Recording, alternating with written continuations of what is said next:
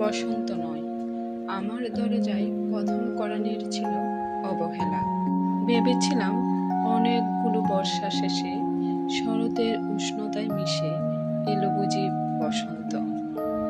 দরজা খুলে দেখি আমাকে ভালোবেসে এসেছে অবহেলা।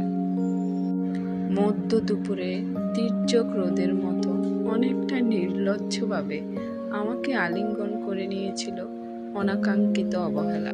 আমি চারপাশে তাকিয়ে দেখেছিলাম আমার দিন দশায় কারো করুণা বা আর্থিক পেখম ছড়িয়ে আছে কিনা। ছিল না।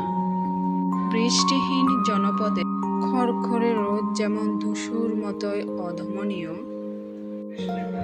তেমনি অবহেলাকে আমিও পিছনে ফেলে একবার ভো দৌড় দিয়ে এগিয়ে গিয়েছিলাম।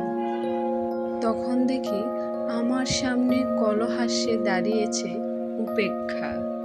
উপেক্ষার সঙ্গেও একবার কানামাছি খেলে এগিয়ে গিয়েছিলাম তোমাদের কোলাহল মুখর আনন্দ সভায়।